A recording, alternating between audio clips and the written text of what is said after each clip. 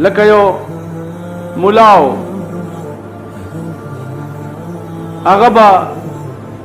وعظونه کول، تقریرونه به کول، دنیا به جړوله خندوله، لویه دنیا به ورته ناسته وه او چې کور ته به راغی نو بیا به ښځې ورته د شرابو کټوری تیار کړی هغه به اوس کلو ټوله شپه به دی هم ګډېدو ښځه به هم ځان ته ګډول. یو بزرگ په لاره تېرېده، دی لګیا دی تقریر کوي، خلق لویه دنیا ورته ناسته ده. وا بزرگ چې څه وخت کې وکته نو په دې مجلس باندې رحمت نه ورېده. ډېر ساعت ولاړو، حیرانو چې دا دومره ښه مجلس دی، جماعت دی، دین پکې بیانېږي او په دې مجلس رحمت نه ورېږي چې دا چل څه دی. نو د ده کور ته لاړو، دروازه کې ولاړ دی، ښځې ورته خیر راولېږلو څه چې زمونږ د ملک رواج دی، اوړه واخله یا پیسې واخله. ده وی نه علم، پیسې والا نه علم، روټۍ خورې نه، نو څله ولاړې؟ ویلې بیبي یو تپوس کوم که صحیح جواب دې راکړه. ویلې څه ستا د دې میړه څه عمل دی؟ ما د میړه څه عمل دی؟ هغه دی لګیا دی جومات کې کنه. ورته نه د کور عمل به راته ښیې. هغه پوه شو چې دا څوک الله والا بزرگ دی. ورته فقیر صاحب دی چې څه وخت کې راشي د خپل زیرو بم نه دا کټوری ورته ما تیار کړي، دا اوسکي او دا باجه، دا باجه راوالي، دی باجه غږوي او ټوله شپه زه ورته ګډېږم. ده وویلې فوی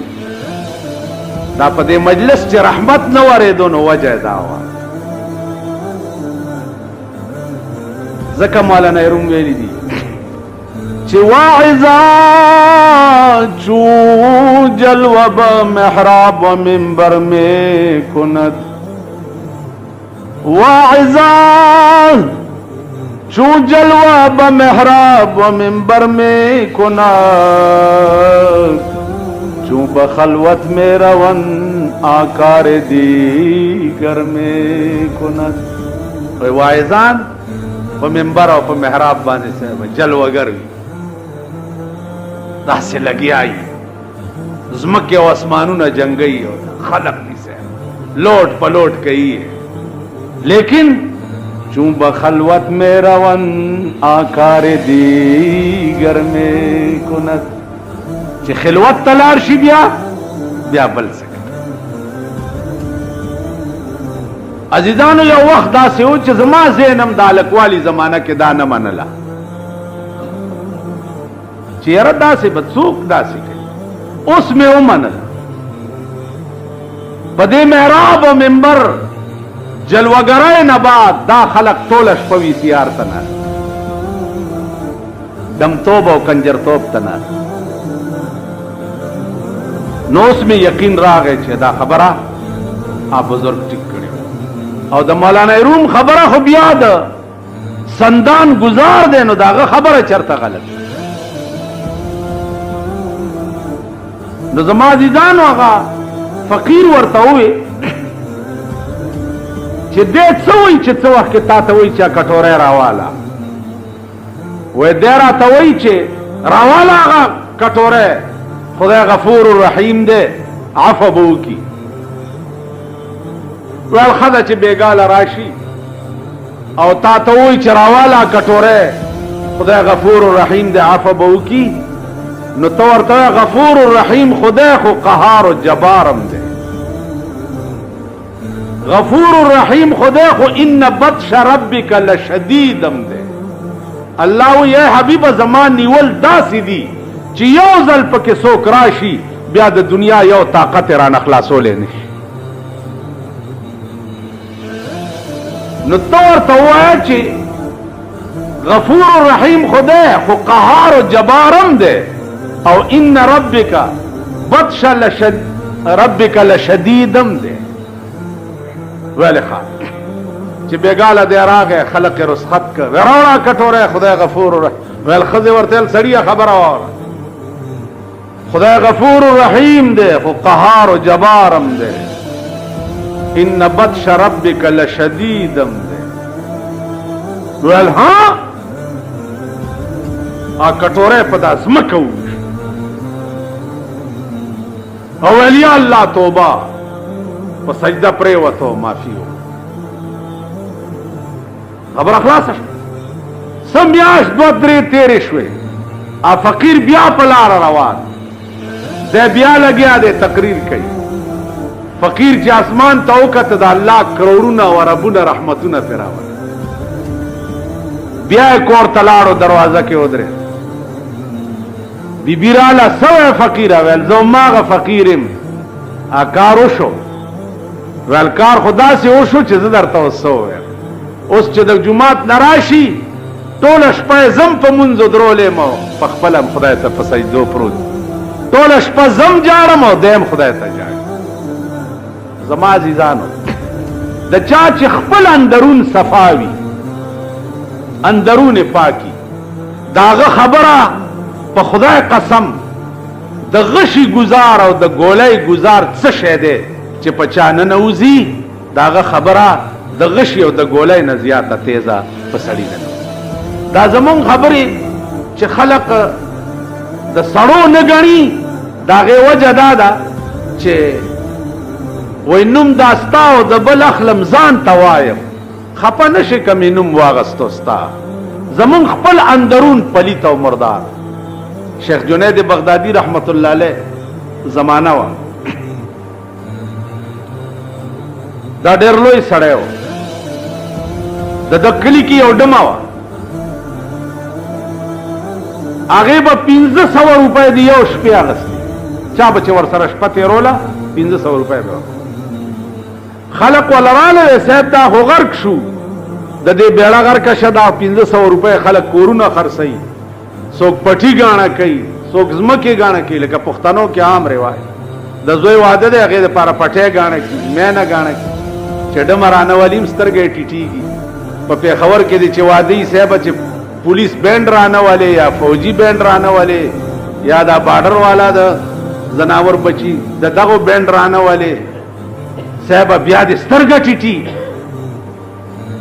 تاسو خیال راغی کلو کې چې ډمه رانهولې بیا دې سترګه ټیټېږي د ښځې سترګه دې ټیټېږي ستا ټیټېږي. تاسو خیال راغی. نو ابو شیخ جنید بغدادي ته خلقو وایي چې بیړه د دې خلقو غرقه شي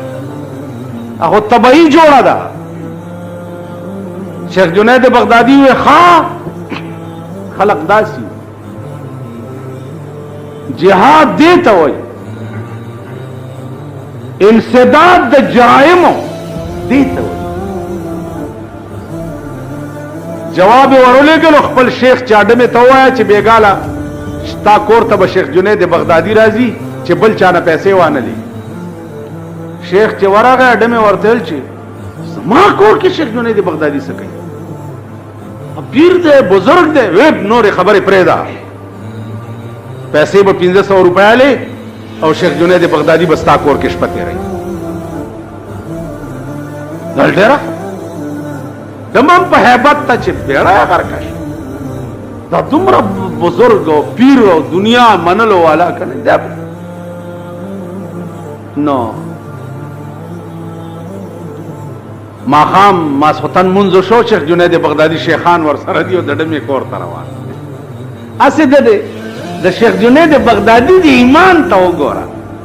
چې دې خبرې ته نه ګوري چې زه د ډمې کور ته ځم دا خلق به څه وایي. اوس تاسو په ایمان ووایئ چې په اخبار کې راشي چې سبا به د بجلیګر ملا د پلانې ډمې کور ته ځي تاسو به څه وایئ؟ یعنې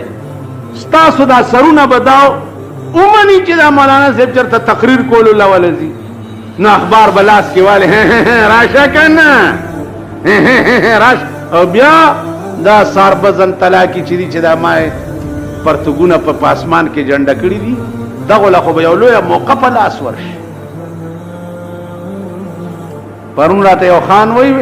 اخترم کله کړو مال اختر ویلا مال پرون هو کنه پرون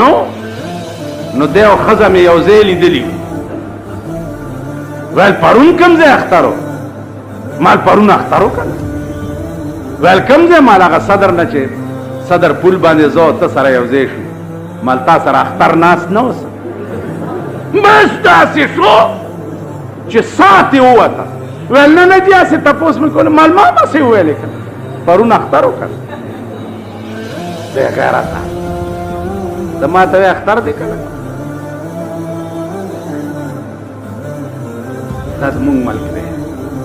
دا د دې خلقو حال دا به د چا ذهن ومني.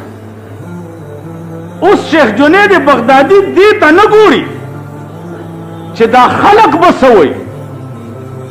چې دا لکونه او زرګونه دنیا مریدان دي او دی د ډمې کور ته نه هلته غرض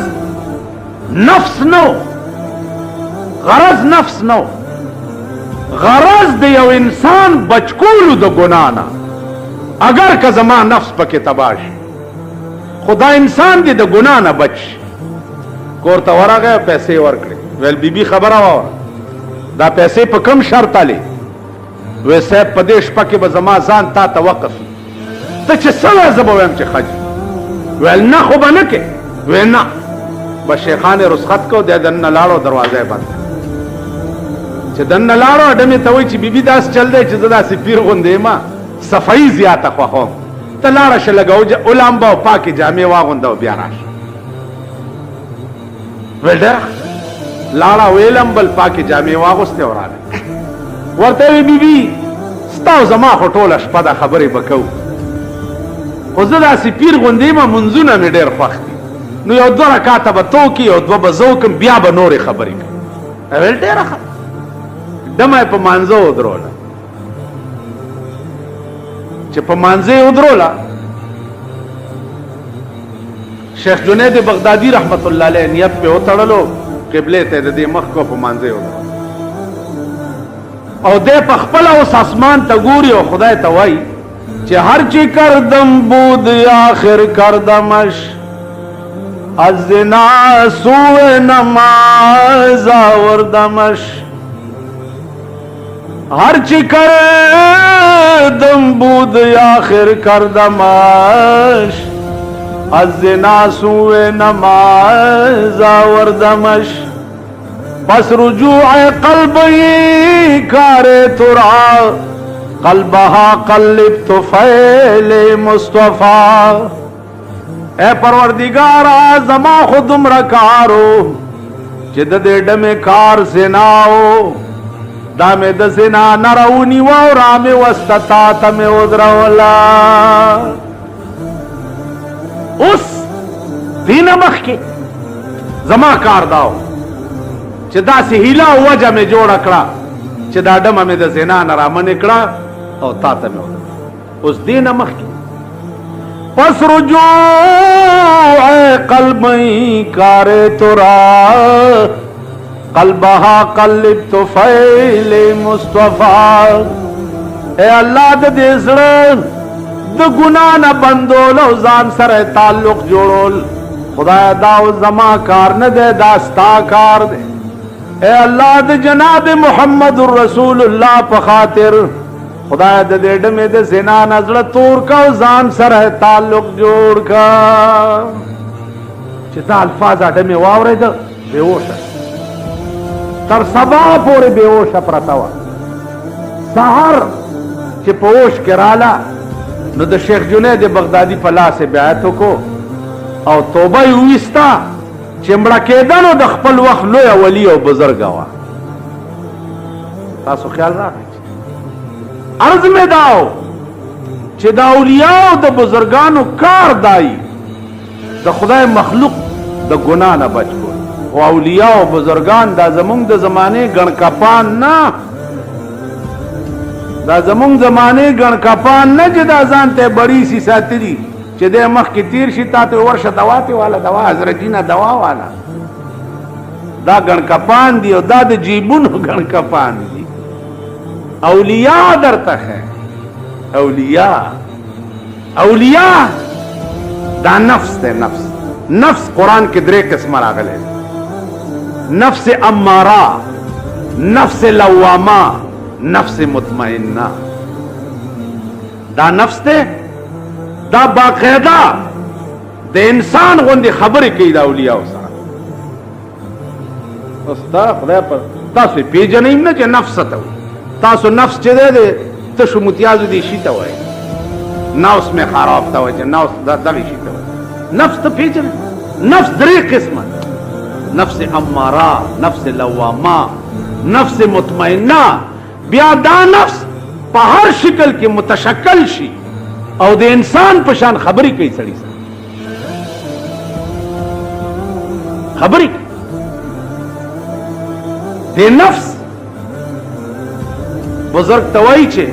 کلا را باندې وخوره کلا پیژنئ پانچه دا خپې جنگیر پوره وغیرہ کې چې سرونه خپې دا ډېر غوړ شي بزرگ ورته سبا به در باندې وخوره چې سبا به شو نفس به ورته بیا وایي چې ځکه ویل نن نه سبا 19 کاله تیر 19 کاله اول ورځ نفس ورته وایي چې په ما پانچې وخوره او دی ورته وایي چې سبا به در نو نفس ورته څه وایي ہر شب گویم کے فردا ترکنی سودا کنم ہر شب گویم کے فردا ترکنی سودا کنم باز چو فردا شود امروز را فردا کنم ظالم ارز ویچ سبا بلا ورز بیا ویچ 19 کالتی تاسو وای په ایمان چې مونږ ته نفس کم فرمایشو کې 19 منټ هم په نتیرو او منډه کوو 19 منټه ا بزرګ دې د نفس فرمایش کله غواړي پانچه 19 کال اخر ورته نفس وای چې خدای دې زما بنیاد وباس چې زه تا نه پانچه غواړم بس ونه منې کېږي نه راځه چې در باندې وخورم جنگیر پوره ته بوتله چې تلی دی پانچه خوړلې دي پانچه ډېر قوي او غوړ شه چې شپه شوې ده نفس ورته ویلې دي چې زاوس چرتا د زنا بندوبست کوا د بزرګ ورته چې حرامي ما چې تو 19 کال ستاړه چولیو ها 19 کال زه پتا پویم چې ستا ټولې اراده پلیتي او مرداري او پلیت وی او پلیت اراده دی اوس خامخا مې نه پرې دی ویل بالکل چرته بځې او کمې ښځې سره به شپه تېروي ا بزرګ ویل راځه یو دمې کور ته تلي هغې ته وی بیبي کور کې خو د شپه تېروم پیسې واله هر څومره چې خو په یو شرط وی څه وی زه چې ستا د کوره سهار وځم نو ته به د دې پاس بلخانې نه چغې کړي چې و خلکه راشئ وګورئ دا پیر او دا بزرګ بیګا زما کور کې شپه تېره کړې دا چغې به هغې وی چې دا خو شرمول ما وعده به راسره ویل ډېره پیسې ورکړي وی زه ته خپل ځای کې چېرته الله الله کوه او زه به خپل ځای کې خو چې سهار وځم نو ته د پاس نه چغې د ډمو بازار خو په بازار کې که چې سار دی راوته دی او پاس نه دی ډمې چغې کړي چې راشئ خلقه وګورئ دا پیر او دا بزرګ ویل بیګای زما کور کې شپه تېره کړې د بازار خلق وروره ستاسو غوندې ورپسې الله دعا په کاڼو په سوټو په خشڼو باندې صاحبه دې مخکې او دا خلق ورپسې او بیړه دې غر کشه پیره دا دې څه وکړه د ډمې کور لاړ یو بیابان کې کېناست اوس خان دي دا نفس ورته وی دی ورته نفس ته وی چې څنګه خوند درک نفس ورته ویل زما د زهر شي هغه پانچې چې ما خوړلې وې په شرمونو دی وشرمول نفس ورته ویل چې ستا یاد چې بیا د پانچو نامه وانه بیا به غواړې پانچې او په دې دې پوه که نفسه چې دا ټول بدن دې نشته او خالي سر دې شته خبرې کوي نو دې نفس ورته وایي چې ټول بدن مې ځکه نشته چې تا 18 کاله زه اوږې ساتلی وم